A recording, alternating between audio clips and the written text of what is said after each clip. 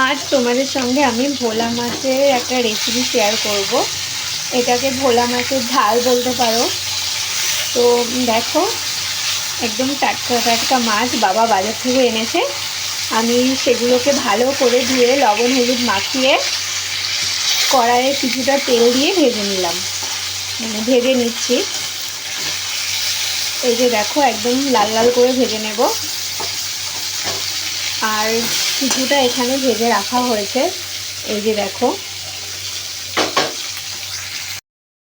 দেখো, মাছটা তুলে নেওয়ার পর কড়াইয়ে যেটুখানি তেল থাকবে আর একটু মানে দেওয়ার হলে আর একটু তেল দিয়ে দেবে, দিয়ে তারপর ওর মধ্যে কালো জিরে আর শুকনো লঙ্কা ফোড়ন দেবে। আমার কাছে শুকনো লঙ্কাটা আজকে ছিল না, তাই স্কিপ করেছি।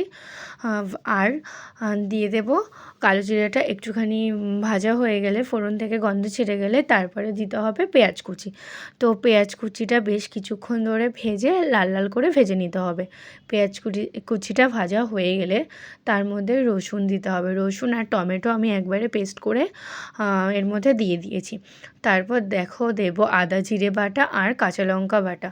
আমি আগে থেকে আদা জিরে আর কাঁচা লঙ্কা পেস্ট করে রেখেছিলাম, সেগুলো একটু একটু করে তরকারি মানে পেঁয়াজের মধ্যে দিয়ে দেবো। পেঁয়াজ, রসুন, টমেটো, তারপর আদা জিরে আর কাঁচা লঙ্কা, এইগুলো দিয়ে ভালো করে হালকা হালকা করে কষাতে থাকতে হবে। এই যে কাঁচা লঙ্কাও দিয়ে দিয়েছি, এগুলো দিয়ে ভালো করে কষিয়ে নিতে হবে। তো বেশ কিছুক্ষণ কষানোর পর তারপরে লবণ, হলুদ আর কাশ্মীরি লঙ্কার গুঁড়ো দিয়ে দিলাম। তো আমি এগুলো মশলাগুলো শুকিয়ে যাচ্ছিলো বলে একটুখানি জল ঢেলে ঢাকা চাপা দিয়ে মশলাগুলো কষাচ্ছিলাম। তো দেখো, মাঝে মাঝে একটু একটু করে জল দিচ্ছি, দিয়ে ঢাকা চাপা দিয়ে দিচ্ছিলাম। এই যে দেখো, আবার জল দিয়েছিলাম। তো তারপরে মশলাগুলো এরকম করে বেশ কিছুক্ষণ সময় ধরে কষাতে হবে। জানো তো, আমার মনে হয় যত তুমি ভালো করে মশলা কষাবে তত তোমার যে কোনো তরকারির টেস্টটা তার উপর নির্ভর করে। যদি কম কষাও তো টেস্টটা একটু ডিসব্যালেন্স হয়ে যেতে পারে, আর যদি ভালো করে কষাও তো একদম পারফেক্ট টেস্ট চলে আসে।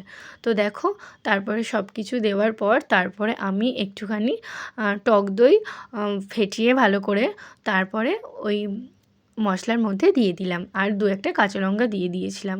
তো আমি একটু ঝাল ঝাল খেতে পছন্দ করি, তাই ঝালের পরিমাণটা একটু বেশি দিয়েছি। তো দেখো, আর এই যে গরম জল বসিয়েছি, এই গরম জলটা দিয়ে দেবো। আর কেউ যদি বা মিষ্টি মিষ্টি খেতে পছন্দ করে তো ঝালটা একটু কমিয়ে দেবে। আর হ্যাঁ, টক দই দিয়েছি তো একটুখানি মিষ্টি অ্যাড করা যেতে পারে। তো আমি মিষ্টি খুব একটা পছন্দ করি না, তাই হালকা একটুখানি টক দইয়ের জন্য একটুখানি মিষ্টি দিয়েছি, না হলে দিতাম না। আর ওই গরম জলটা তারপর অ্যাড করে দিয়েছি। দেখো, এই যে গরম জলটা দিয়ে দিলাম।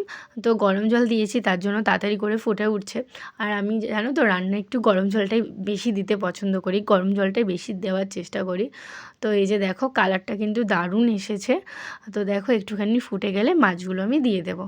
তো আজকে বাবা বাজার থেকে টাটকা টাটকা মাছ এনেছিল। আমি ভাবলাম যে এইভাবে রান্না করি, আর এই রান্নাটাই তোমাদেরকে আমি শেয়ার করি। তারপরে তো কেমন হবে বুঝতেই পারবে। তো দেখো, এই যে মাছগুলো দিয়ে দিলাম। আমি বেশ 6 টুকরো মাছ নিয়েছিলাম। তো আমরা 4-5জন মানুষ, তো 1 টুকরো বেশিই নিয়েছি। তো দেখো, এইভাবে চাপা দিয়ে দিয়ে রান্না করতে হবে। এই যে ঝোলটা ফুটে উঠবে, পরিমাণ মতো জল দেবার পর ঢাকা চাপা দিয়ে দেবে। তারপর দেখো, কিছুক্ষণ পর ঢাকাটা খুলে দিয়েছি। এই যে পুরো পারফেক্ট রান্না, পুরো রান্নাটা রেডি হয়ে গেছে। এই যে দেখো, কম মশলায় সুন্দর একটা সুস্বাদু রান্না। এই মাছটা না, তো রান্না করার পর আমি তো এডিটিংটা বিকেলবেলা করছি, আমি দুপুরে রান্না করেছিলাম।